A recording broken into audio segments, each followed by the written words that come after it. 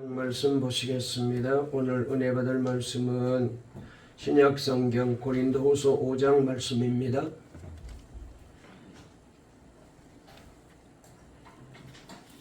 고린도후서 5장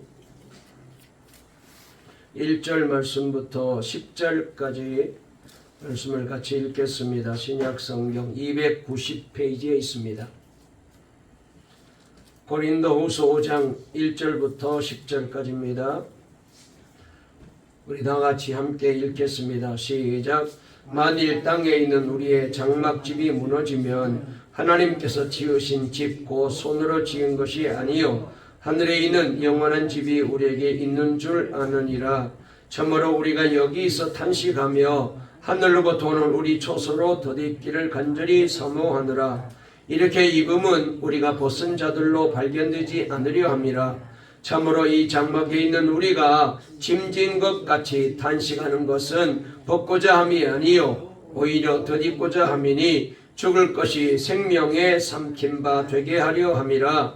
곧 이것을 우리에게 이루게 하시고 보증으로 성령을 우리에게 주신 이는 하나님이시니라. 그러므로 우리가 항상 담대하여 몸으로 있을 때에는 주와 따로 있는 것 줄을 아노니 이는 우리가 믿음으로 행하고 보는 것으로 행하지 아니함이로라. 우리가 담대하여 원하는 바는 차라리 몸을 떠나 주와 함께 있는 그것이라. 그런즉 우리는 몸으로 있든지 떠나든지 주를 기쁘시게 하는 자가 되기를 힘쓰느라.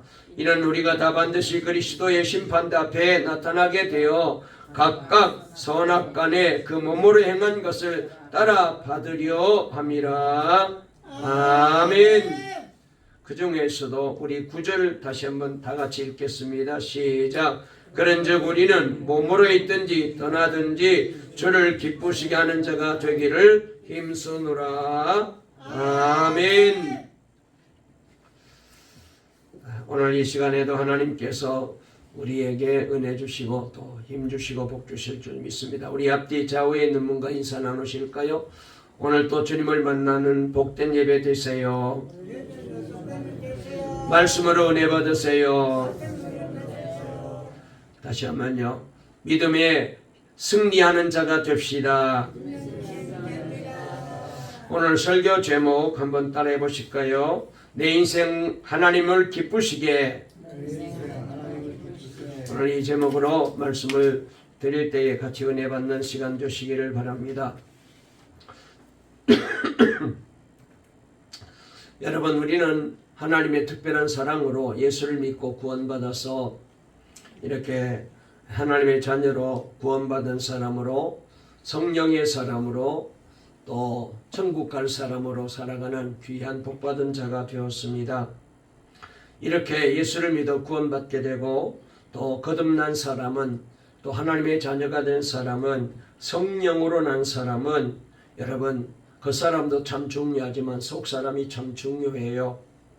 그 사람은 나이를 먹고 세월이 흐르게 되면은 몸이 늙어지게 됩니다. 병도 들게 되고 그리고 죽으면은 흙으로 돌아가게 됩니다만 그러나 내 안에 있는 이 속 사람은 예수의 생명으로 난 사람이잖아요. 이 속 사람은 이 세상뿐만 아니라 저 천국에 가서 영원히 사는 그런 생명입니다. 그래서 그리스도인은 이 영적 생명을 귀하게 여기고 우리가 그 사람도 건강하고 그 사람도 성공하고 그 사람도 잘 되어야 되겠지만은 이 속 사람을 위해서 더 열심히 예배도 드리고 기도도 하며 우리가 믿음으로 살아야 됩니다. 그러므로 기독교 신앙의 중심과 초점은 땅에 세상에 있는 것이 아닌 하늘과 저 천국이라고 말할 수가 있습니다. 성부, 성자, 성령 하나님을 믿고 사랑하며 살아가는 우리 신자들에게 있어서 가장 귀중한 삶이 땅과 세상이 아닌 하나님을 바라보고 영원을 사모하는 이 귀한 삶을 살아야 됩니다.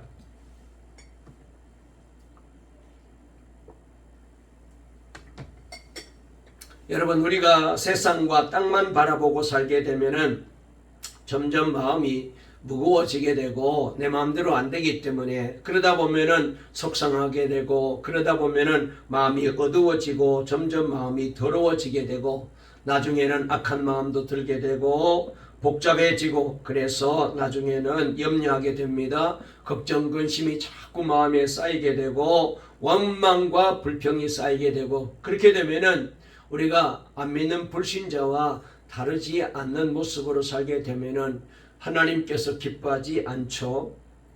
그래서 우울증에 걸리기도 하고 신경쇠약에 걸리게 되기도 하고 여러 가지 그런 이제 못된 병들이 우리 몸을 공격하게 되기도 합니다. 여러분, 이렇게 되면은 절대로 행복할 수가 없습니다. 기쁨보다는 슬픔이 더 많습니다. 애쓰지만 헛수고로 끝나고 실망으로 끝나게 되고 멸망으로 끝나게 되고, 그리고 낙심과 좌절로 그 인생이 끝나게 되는 것입니다. 그러나 우리가 하늘을 바라보고 하늘의 것들을 생각하고 그리고 하나님만 바라보고 살게 되면은 마음이 점점 깨끗해지게 되고 선해지고, 그리고 하나님께 대한 소망을 가지고 살게 되면은 이 세상의 삶이 단순해져요. 가볍습니다. 우리가 인생길이 무거운 것은 세상의 온갖 여러 가지 것들을 다 내가 내 등에다가 짊어지고 머릿속에다가 담고 살려고 하니까 세상이 복잡하고 힘들지, 우리가 하나님을 바라보고 살게 되면 삶이 단순해요. 평안이 오게 되고 감사와 기쁨이 넘치고 즐거움이 넘치게 됩니다. 그래서 이런 삶을 살게 되면 영과 마음과 영혼이 건강해질 수밖에 없죠. 우리 동강의 모든 성도들의 삶이 이렇게 영적으로 건강하시고 영적으로 편안하시고 영적으로 날마다 주님이 함께 하시는 이 행복 속에 살아가는 우리 성도들의 삶이 되시기를 주의 이름으로 축원합니다. 그래서 예일대학교에 자라슬로브 펠리칸이라는 교수가 계신데요, 이분이 이런 말을 했어요. 땅을 바라보면 비관주의자가 되고 하늘을 바라보게 되면 낙관주의자가 된다. 땅을 바라보게 되면 우울한 사람이 되고 하늘을 바라보고 살게 되면 밝고 즐거운 인생길이 되고 즐거운 사람이 된다라고 말했습니다. 여러분, 그렇습니다. 이분이 말한 것처럼 성경에 나와 있는 대로 하늘을 바라보고 하나님께 소망을 두고 천국을 소망을 가지고 살게 되면은 여러분, 얼마나 우리의 인생길이 가볍고 그리고 주와 함께하는 삶이 얼마나 기쁘고 즐거운지요. 그래서 저와 여러분들은 이렇게 하나님 이제 자녀답게 구원받은 사람답게 천국의 소망을 가지고 하늘나라를 바라보며 살아가는 귀한 사모하는 믿음이 있기를 주의 이름으로 축원합니다. 특별히 말이죠, 하나님이 계시는 저 천국은, 그렇습니다, 믿는 자들을 위해서 예비하신 저 천국은 우리 아버지께서 계시고 그리고 우리의 구세주 예수님이 계시고 우리의 위로자가 되시는 성령 하나님이 계신 곳이잖아요. 그래서 저와 여러분들은 이 귀한 하나님 나라를 사모하고 여기에 우리는 소망을 두고 살아갑니다. 그래서 구원받은 우리들에게는 하늘나라가 우리가 가야 될 본향, 고향이다, 이렇게 우리가 늘 말하게 됩니다. 여러분, 우리들이 하늘을 바라보게 되면은 하나님과 천국을 바라보고 살게 되면은 날마다 주님과 동행하는 이 친밀한 삶을 살아가게 됩니다. 그래서 천국이 날마다 내 마음속에 있는 사람은 세상이 귀해 보이지 않죠. 그래서 늘 감사하며 살아갈 수가 있습니다. 저와 여러분들이 이런 삶을 살 때에 정말로 하나님께서 기뻐하시고 우리 주님께서 얼마나 좋아하시겠어요. 여러분, 특별히 예수 믿고 구원받은 우리가 이 하늘나라를 바라보고 살아야 되는 이유가 있습니다. 왜 그랬냐면은 예수님께서, 성자 되신 우리 주님께서 이 세상에 사시는 동안에 그렇게 사셨거든요. 예수님은 늘 하늘을 바라보며 사셨습니다. 천국을 가리키시면서 사셨습니다. 예수님께서 이제 땅에 계실 때 모습을 보게 되면은 5,000명을 먹이실 때도 이 오병이어의 보리떡과 물고기 5마리를 드시고는 하늘을 우러러 축사하셨다라고 말씀하셨습니다. 그리고 난 다음에 무리를 명하여 잔디 위에 앉게 하시고 떡 5개와 물고기 2마리를 가지사 하늘을 우러러 축사하시고 떼어 제자들에게 주심에 제자들이 무리에게 나누어 주었더니 5,000명이 먹고도 남는 기적이 일어났다라고 말씀하셨습니다. 예수님께서는 또한 죽은 나사로의 무덤에 가서 이 나사로를 살려내실 때도 하늘을 들어 우러러 보시고 기도하셨습니다. 그러면서 아버지 하나님, 종의 기도, 나의 기도, 아들의 기도를 늘 들어주셔서 감사합니다. 이 시간도 제가 기도하는 기도를 들으시고 저 죽은 나사로를 살려주시옵소서라고 그리고 기도하시고 난 다음에 무덤을 향하여 나사로야 나오느라 명령하셨을 때에 죽은 나사로가 배로 동인 채 살아나서 걸어 나오는 기적이 일어나게 된 줄로 믿습니다. 할렐루야. 여러분, 이렇게 예수님은 늘 하늘을 바라보시고 기도하시고 하늘을 바라보고 사셨어요. 특별히 우리가 잘 안 대로 십자가를 지시기 하루 전에도 예수님께서는 하늘을 우러러 보시면서 하나님께 간절히 기도 드리셨습니다. 그리고 이제 마지막에는 십자가에 달려 죽으시고 그리고는 아버지여 내 영혼을 아버지 손에 부탁합니다라고 마지막으로 하늘을 부르러 기도하시고 운명하셨어요. 이렇게 성자 예수께서는 처음부터 마지막까지 하늘을 바라보시면서 사시다가 하늘로 가신 것입니다. 그리고 제자들 보고도 하늘을 바라보면서 살라고 친히 가르쳐 주셨습니다. 성경에 나타난 신앙의 선배들이 모두 하늘을 바라보면서 천국을 소망 가지고 살았던 것을 성경은 우리에게 증언하여 줍니다. 아브라함이 하늘을 우러러 보았다고 말했습니다. 창세기 15장 5절에 보니까 그를 이끌고 밖으로 나가 가라사대 하늘을 우러러 무뼈를 셀 수 있나 보라라고 말씀하셨습니다. 하나님께서는 아브라함을 데리고 나가서 하늘을 바라보게 하신 거죠. 하나님께서는 야곱도 하늘을 바라보고 살도록 하셨습니다. 그래서 창세기 18장 12절에 보니까 꿈에 본즉 사닥다리가 땅 위에 섰는데 그 꼭대기가 하늘에 닿았더라 그랬어요. 다윗도 하늘을 우러보면서 하나님의 손길을 느꼈습니다. 그래서 시편 19편 1절에 보니까 다윗이 이렇게 시를 썼습니다. 하늘이 하나님의 영광을 선포하고 궁창이 그 손으로 하는 일을 나타내는도다. 솔로몬도 성전을 건축한 다음 하늘을 향하여 두 손을 번쩍 들고 새 성전에서 하나님 앞에 간절히 기도하여서 하나님께서 이 솔로몬의 기도에 응답하시고 약속하셨어요. 히스기야 왕도 하늘을 향하여 부르짖어 기도했습니다.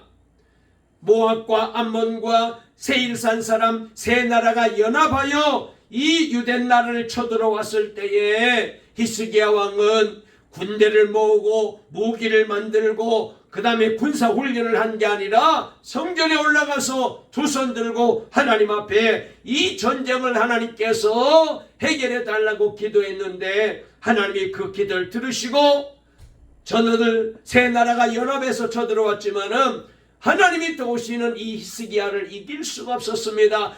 큰 승리를 거두게 만들어 주신 줄 믿으시기를 바랍니다. 느헤미야도 하나님께 금식하며 기도했다고 말했습니다. 뿐만 아닙니다. 신약 성경에 와서 서대반 집사님도 순교당할 때에 하늘을 우러보았습니다. 오늘 본문에 사도 바울도 주님을 만난 그 다음부터는 언제나 하늘을 바라보면서 천국을 사모하며 사는 사람으로 오늘 우리에게 잘 보여지고 있잖아요. 뿐만 아닙니다. 사도 요한도 하늘을 바라보며 살았습니다. 그래서 요한계시록 4장 1절에 보니까 내가 보니 하늘에 열린 문이 있더라. 할렐루야. 저와 여러분도 이렇게 영안이 열려져서 하나님을 바라보고 하늘의 소망을 두고 살아가는 귀한 분들이 다 되시기를 주의 이름으로 축원합니다. 기독교 역사를 보게 되면은 주님 앞에 크게 시임받는 믿음의 사람들은 믿음의 선배들은 모두 다 하늘을 바라보며 천국의 소망을 가지고 살았습니다. 유명한 성 어거스틴도 하늘을 바라보고 또 바라보면서 천국의 소망을 가지고 살았고, 그가 쓴 책 가운데 가장 유명한 책이 하늘의 토송이라고, 신국이라고 말하죠. 천국에 대한 귀한 책을 이분이 썼습니다.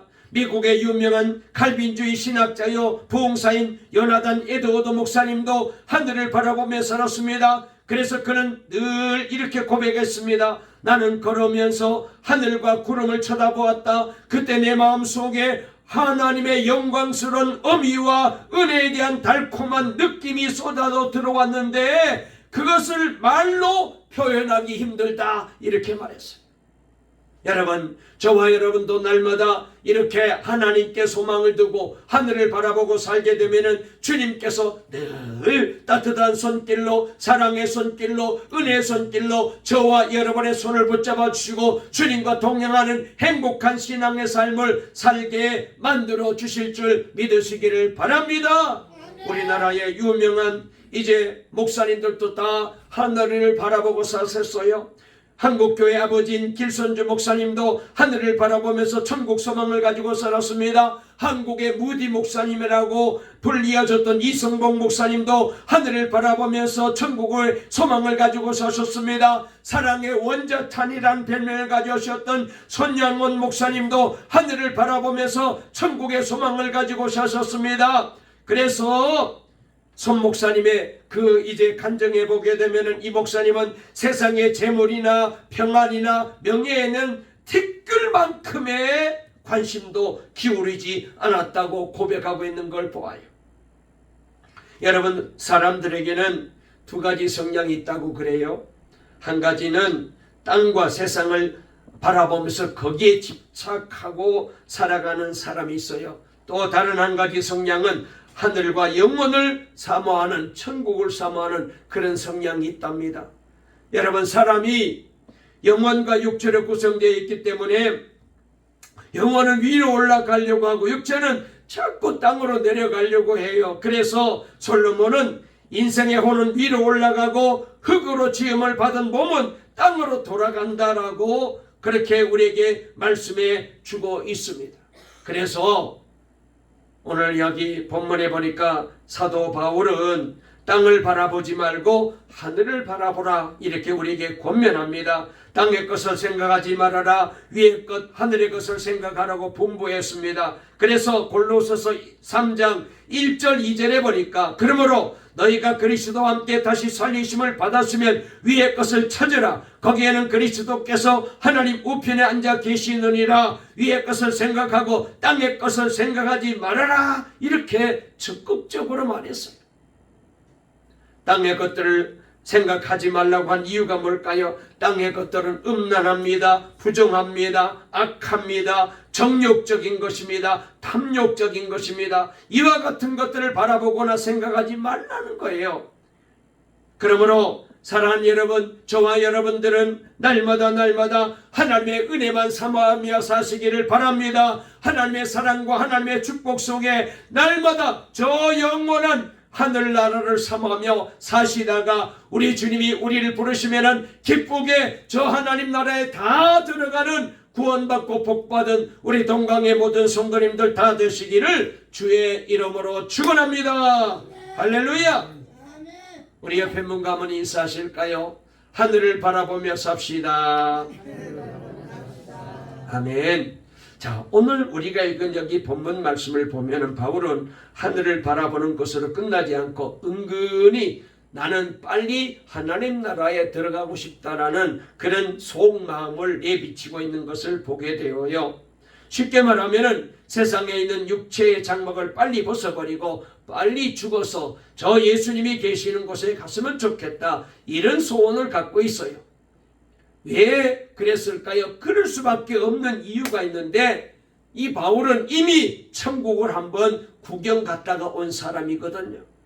천국이 얼마나 황홀한지 여러분, 그러니까 천국을 잠시 갔다 왔기 때문에 다 보지는 못했는데 100분의 1을 봤는지 1000분의 1을 봤는지 10,000분의 1을 봤는지는 모르겠는데 그는 얼마나 천국이 좋았던지 갔다 오고 난 다음에 그가 고백하기를 나는 3000층에 다녀온 사람이라고 그래서 말하면서 그러면서 하는 말이 날마다 늘 그때를 생각하니까 너무너무 좋아가지고 가슴이 뛴다. 그래서 할 수만 있으면 하나님 빨리 나를 좀 불러주셔서 내가 잠시 가본 그 천국에 가서 영원히 하나님과 함께 살고 싶다. 이런 속마음을 내비치고 있는 걸 우리가 오늘 말씀을 통하여 읽을 수 있습니다.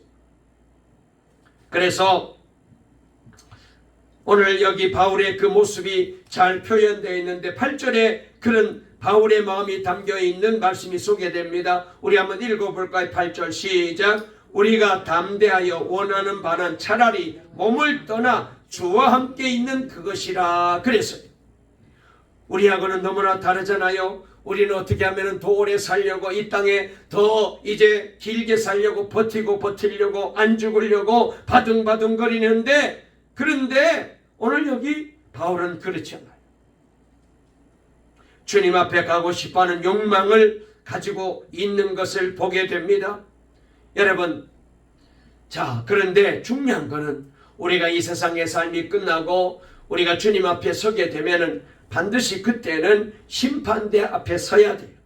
나는 죽고 나면 하나님의 심판대 앞에 서야 된다. 그 심판대 앞에서 내가 어떤 사람이냐가 굉장히 중요한데 내가 그것을 위해서 심판대 앞에서 하나님이 인정하는 사람이 되기 위해서는 천국에 가는 것도 중요하지만 이 땅에 사는 동안에 나는 하나님을 기쁘게 해드리는 삶을 살다가 마지막 날 심판대 앞에 섰을 때에 나는 주님으로부터 칭찬받고 싶다. 그 마음이 오늘 여기 9절 10절에 나와 있는 바울의 마음이에요. 자, 우리 한번 바울의 마음을 한번 다시 한번 읽어볼까요? 9절 10절 시작. 그런즉 우리는 몸으로 있든지 떠나든지 주를 기쁘시게 하는 자가 되기를 힘쓰느라. 이는 우리가 다 반드시 그리스도의 심판대 앞에 나타나게 되어 각각 선악간에 그 몸으로 행한 것을 따라 받으려 함이라 그랬습니다.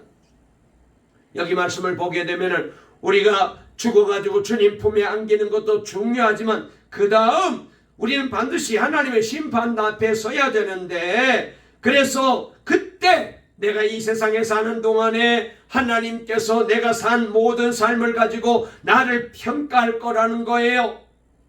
그래서 이 문제를 바울은 마음에 두고 그래서 그가 고백하는 말이 그래서 나는 이 땅에 사는 동안에 주님을 기쁘게 해드리는 삶을 살고 싶습니다. 이렇게 고백하고 있는 것을 보게 됩니다. 여러분, 그래서 이 바울의 결심이 오늘 저와 여러분의 결심이 꼭 되었으면 좋겠습니다. 그렇습니다. 저와 여러분도 이제 언젠가 우리 주님이 우리를 부르시게 되면은 주님 앞에 가야 됩니다. 그런데 반드시 심판대 앞에 서서 내가 이 땅에 사는 동안에 내가 산 삶을 하나님 앞에 낱낱이 다 드러내놓고 심판을 받아야 돼요. 그때 잘했다 칭찬받는 사람도 있을 것이고 그리고 악하고 게으른 종이라고 책망받는 사람도 있을 터인데 우리 동강의 모든 성도님들은 다 주님 앞에 섰을 때에 잘했다 칭찬받고 멸류관 받고 상 받는 성도들이 다 되시기를 주의 이름으로 축원합니다. 그러기 위해서는 내가 지금 이 땅에 살고 있는 동안에 잘 믿고 잘 살아야 돼요. 주님을 기쁘게 하는 삶을 살아야 됩니다. 그래서 여러분 여기 말씀을 통하여 보게 되면은 나는 세상의 삶을 더 살든지 덜 살든지 하나님이 불러서 하나님 앞으로 가든지 말든지 나는 목표가 있습니다. 언제 하나님이 나를 부르실지라도 나는 우리 주님께 기쁨이 돼요. 그래서 주님 앞에 섰을 때 칭찬받고 싶습니다. 그런 마음이 바울의 간절한 마음이에요. 여러분, 이것이 우리에게 주어진 과제이고 우리가 살아야 될 삶의 중요한 내용입니다. 성공하는 것도 중요하고 부자 되는 것도 중요하고 출세하는 것도 중요하고 여러분 뭐 사람들로부터 인기를 얻고 내가 하고 싶은 대로 먹고 싶은 대로 살고 싶은 대로 마음껏 사는 것도 중요하지만은 그런데 주님 앞에 갔을 때에 칭찬받아야 된다는 이 목표를 우리가 잃어버리면 안 돼요.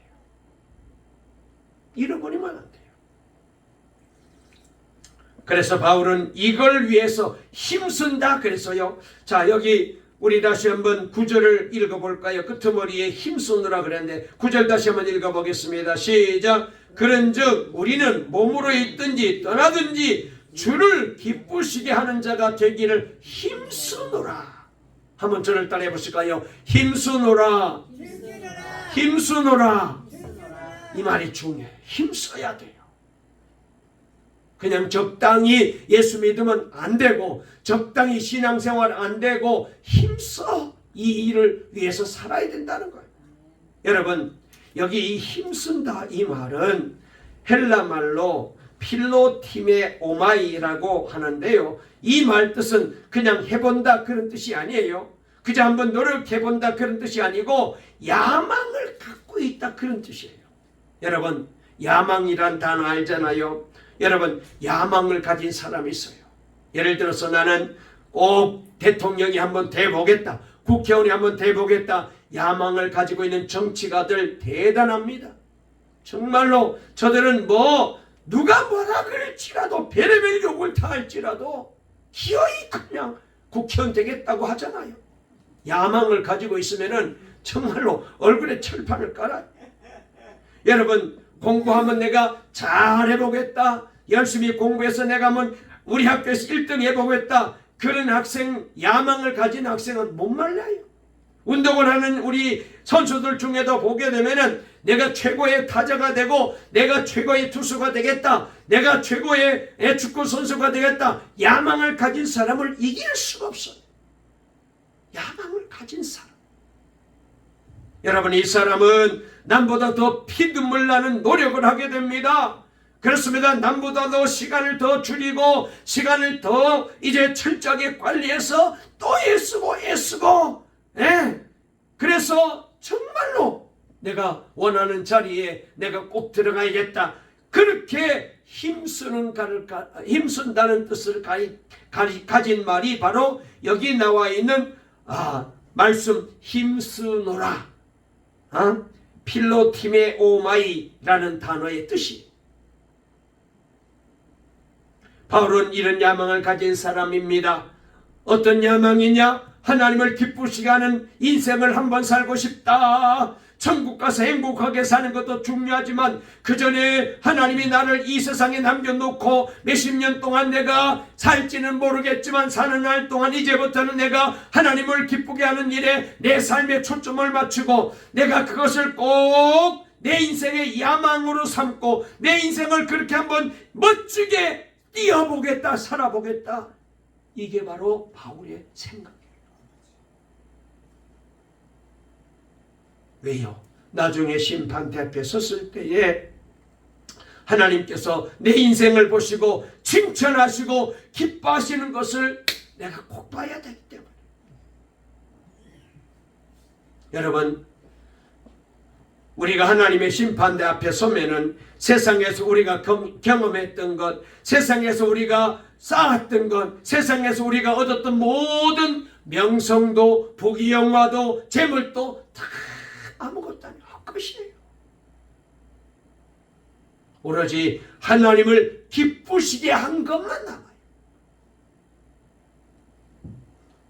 여러분 우리가 하나님 앞에 가면은 하나님을 기쁘시게 한 것만 남는다. 이걸 꼭 기억을 해야 돼요. 한번 저를 따라해 보실까요? 하나님 앞에 가면 하나님을 기쁘시게 한 것만 남는다. 아멘. 다른 건 다 어때요? 세상에서 뭐 내가 별 재주를 가지고 별 사람으로 살고 온 세상 사람들이 나를 박수치고 그리고 나를 쫓아다녀도 그 아무것도 아니에요. 다 헛것이에요. 하나님을 기쁘시게 한 것만 남아요. 전에도 제가 그런 말씀을 드렸잖아요. 제가 미국에 집회 갔을 때 한 집사님 집을 가서 이제 식사 대접을 받았는데, 그 집에 갔더니 막 거실에다가 뭐 온갖 좋은 상패들, 뭐 트로피들로 그렇게 막 상장 같은 걸로 장식을 해놨다라고. 그래서 이 사람이 어디서 이렇게 상을 많이 받고 그렇게 트로피를 많이 받는다. 자세히 봤더니 자기 게 아니야. 그래서 왜 이런 걸 여기다 이렇게 거실에 걸어놨냐 그랬더니, 이제 가끔 미국에서는 이제 자기 집에서 이제 물건을 사용하다가 있던 그 가운데서 그냥 버리기는 아깝고, 그래서 누가 사가지고 갈 사람이 있으면은 사가지고 가라 해가지고 자기 집에 쓸만한 것, 귀한 것, 그런 것 지금은 나에게는 별로 소중하지 않지만은 그런 것들을 다 자기 집 앞에 대문 앞에다가 내놓고 팔아요. 그걸 가라지 세일이라고 말하는데, 그래서 동네마다 그런 행사를 꼭 해요. 정말로 가다 이렇게 보면은 건질만한 게 많이 있어요. 그럴 때에 아마 그 사람들이 자기네 옛날에 받았던 상장, 메달, 그 다음에 트로피, 그 다음에 기념품 되는 걸 다 이제 지금 쓸모 없으니까 내놓고 판 거예요. 이분이 그걸 다 10달에 사가지고 와가지고 자기 집에 거실에다가 다 장식을 해놨더라고요. 제가 그걸 바라보면서 생각이 들기를, 저 메달 하나 받으려고 저 사람이 얼마나 애를 썼을까. 저 트로피 하나 이제 받으려고 저 사람이 얼마나 노력했을까. 그런데 지금은 아무것도 아니에요. 버리는 거냐. 여러분, 우리가 그런 인생을 살아요. 내가 그렇잖아요. 우리도 아마 여러분들 집에 옛날에는 젊었을 때는 그렇게 소중했던 게 지금은 별로 좋아 보이지 않잖아요. 오히려 귀찮아요. 버려야 될 거예요.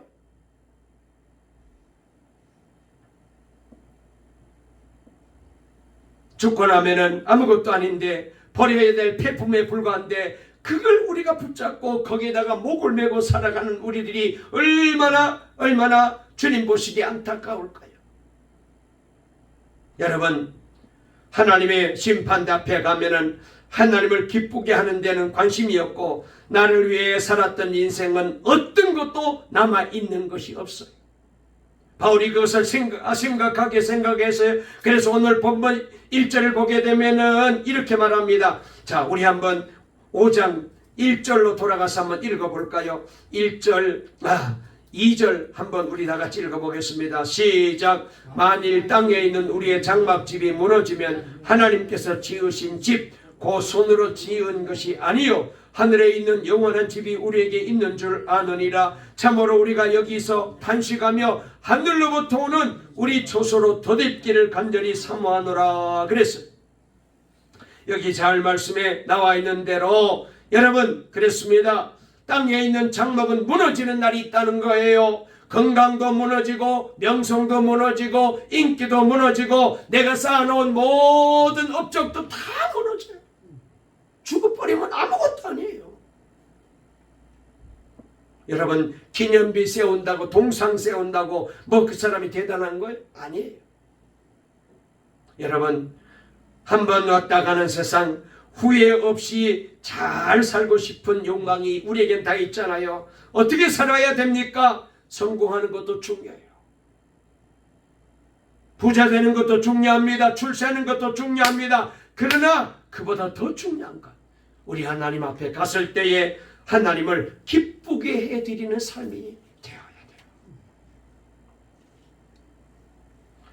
여러분, 우리가 하나님을 기쁘게 해드리는 삶을 살기 위해서는 그냥 안 됩니다. 여기 힘쓴다 그랬잖아요. 야망을 가지라 그랬잖아요. 어떻게 돼요? 노력해야 돼요. 값을 지불해야 돼요. 시간도 내고 물질도 드려야 됩니다. 그리고 때로는 나를 포기해야 될 때도 있어요. 그래서 이게 부담이 되니까, 그래서 여러분, 일단 제쳐놓고 내가 인생을 살아가면서 그냥 세상도 좀 적당히 즐기면서 우리가 살아보려고 자꾸 하잖아요. 여러분, 예수님께서 제자들이 찾아와서 이렇게 물은 적이 있습니다. 선생님, 구원받을 사람이 많겠습니까? 적겠습니까? 이 질문을 받은 주님께서 아주 매우 심각하게 이렇게 말씀하셨습니다. 누가복음 13장 24절에 보니까 좁은 문으로 들어가기를 힘써라. 내가 너에게 이르노니 들어가기를 구하여도 못 들어가는 자들이 많으니라. 구원받은 사람이 많지 않다는 거예요. 좁은 문이라고 했어요. 예수 믿고 신앙생활하는 것을 좁은 문이라고 주님이 표현하신 거예요.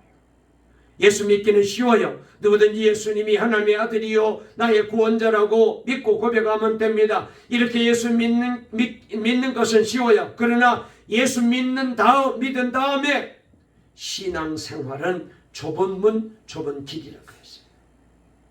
주님이 그렇게 말씀하셨어요. 그래서 사람들이 그렇게 많이 그 길로 안 가려고 해요.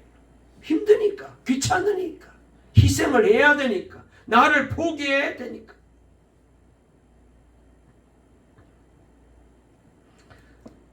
한 말씀만 더 드리고 말씀을 마칠게요. 로이드 존스 목사님이라는 분이 계신데, 이분이 20세기 초 영국의 아주 탁월한 설교자로 또 성경 주석가로 유명한 분이십니다. 런던의 웨스트민스터 채플에서 80세가 넘도록 사역을 하셨던 목사님이신데, 특별히 이분은 말이죠, 원래가 의사였어요. 그래서 왕실 의사로도 재직한 적이 있었습니다. 그런데 왕실 의사로 계시다가 은혜 받고 그 귀한 자리, 왕실 의사면 보통 의사가 아니잖아요. 우리나라도 대통령 주치의가 되려고 애를 쓰는데, 여러분 그것보다는 차원이 다른 직업이 왕실 의사예요. 그런데 그 귀한 명예직을 다 던져버리고 목사님이 된 거예요. 은혜 받고 난다. 하나님의 말씀을 가르치며 일생 동안 성직자로 거룩한 길을 걸어갔습니다. 그가 이제 병이 들어서 임종이 임박한 병상의 상태로 병상에 누워 있었는데, 후배 목사님들이 찾아오셔서 존경하는 목사님께 이렇게 질문을 던졌습니다. 목사님, 한평생 하나님의 말씀을 가르치시고 또 설교하시면서 사셨는데, 그렇게 하시면서 평생 마음속에 담고 있었던 가장 귀한 생각이 있다면 어떤 생각이십니까? 목사님이 평생 그렇게 하나님을 섬기며 사셨던 일 중에 가장 마음에 정말로 간직하고 늘 가지고 사셨던 생각이 뭐예요? 이렇게 물은 거예요. 그때 로이드 존스 목사님께서 이렇게 대답했대요.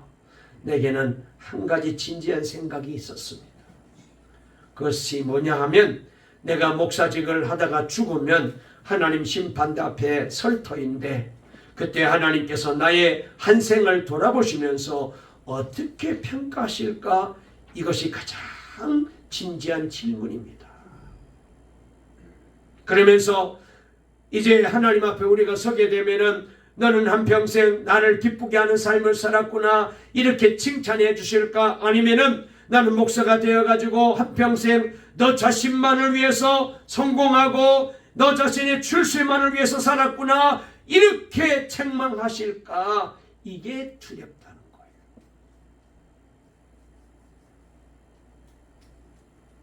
저에게도 이런 마음이 있다는 말씀을 드렸습니다. 여러분, 기독교는요, 내 식도로 내 기분대로 세상에서 그저 행복하게 살기 위해서 다니는 종교가 아니에요. 기독교의 중심은 영원한 하나님 나라에 있어요. 하나님을 기쁘시게 하는 삶을 살아야 돼요. 그러기 위해서는 어떻게 될까요? 예배 생활에 더 힘을 내야 돼요. 하나님을 기쁘게 해드리는 가장 중요한 첫 번째가 예배입니다. 예배를 귀하게 여겨야 돼요. 두 번째로는 하나님을 섬기는 일을 하나님이 기뻐하십니다. 힘을 다하여 건강하여 교회를 섬기고 사명을 감당하고 사랑으로 봉사하는 이 귀한 삶을 하나님이 기뻐하시고, 마지막 세 번째로는 여러분 전도하는 일입니다. 영혼 구원하는 일이에요. 복음을 전하는 일입니다. 말씀을 마치겠습니다. 우리 인생 길지 않습니다. 우리에게 중요한 목표는 우리도 바울처럼 하나님을 기쁘게 하는 삶을 사는 거예요. 그러기 위해서는 먼저 하나님이 기뻐하는 사람이 되어야 돼요. 예수님을 닮은 사람이 되어야 됩니다. 그리고 이제 우리도 예배 생활을 더 귀하게 여기고 예배를 더 소중하게 여기고 주일 오전 오후 예배, 수요일 밤 예배, 새벽 예배, 금요 심야기도 예배와 기도를 소중하게 여기고 그리고 힘을 다하여 내가 가지고 있는 건강으로 내가 가지고 있는 재능으로 내가 가지고 있는 재물로 교회를 섬기고 복음을 위해서 일하고 전도하는 일에 힘쓸 때에 그래서 내 가정에서 내 직장에서 그리고 학교에서 어디서든지 이렇게 우리가 하나님을 기쁘게 해드리는 삶을 살게 되면은 마지막 날 저와 여러분 모두가 주님 앞에 갈 때에 주님이 기뻐 맞이해 주시고 그리고는 심판대 앞에 섰을 때 착하고 충성된 종아 참 수고 많았다. 내가 너 때문에 얼마나 기뻤는지 몰라. 이렇게 칭찬받는 천군 천사들 환호 속에 이렇게 칭찬받는 마지막 날이 여러분들에게 있게 되어지기를 간절히 주의 이름으로 축원합니다. 축원합니다. 살아계신 하나님 감사합니다. 내 인생 하나님을 기쁘게 해드리는 삶을 살고 싶습니다. 여기에 대해서 우리도 야망을 가지고 신앙생활하게 도와주시옵소서. 그저 적당히 우리는 종교생활로 신앙생활 마치려고 하지 마시고 반드시 심판대 앞에 서야 됩니다. 주님 앞에 서야 됩니다. 그리고 그때 주님께서 우리에게 낱낱이 물으실 것입니다. 너는 네가 가지고 있는 건강으로, 네가 가지고 있는 젊음으로, 네가 가지고 있는 시간으로, 네가 가지고 있는 인생으로, 네가 가지고 있는 재물로, 물질로 못하다 살다 왔니? 너 자신을 위해서 그리고 세상 육신을 위해서 살다 왔니? 나를 위해서 살다 왔니? 그때 우리 모두가 할 말이 있게 도와주시고 우리 주님께서 천군 천사가 정말로 환영하며 맞이하는 그 자리에 참 잘했다. 내 사랑하는 동광교회 성도, 사랑하는 내 딸, 내 아들들아, 우리 동광교회 장로님, 권사님, 안수집사님들, 집사님들, 우리 성도님들 다 이렇게 칭찬받고 이종과 우리 사모님과 우리 자존, 가족, 자자, 손손이 이렇게 칭찬받는 우리 교회와 우리 성도들 다 되게 도와주시옵소서. 주님 부르실 때까지 내가 이 땅에 앞으로 살아야 될 날이 얼마일지는 모르겠지만 이제부터는 우리도 야망을 가지고 결단하고 결심하고 우리 하나님께 기쁨이 되는 복된 삶을 살아가는 우리 모두 되게 도와주시고 주님 앞에 서는 날 상 받고 면류관 받고 칭찬받는 우리 주님의 기쁨 되는 동광의 성도, 내 인생 주님께 기쁨이 되는 삶을 살아가는 우리 동광교회 모든 성도 다 되게 도와주세요. 예수님의 이름으로 기도 올리옵나이다. 아멘.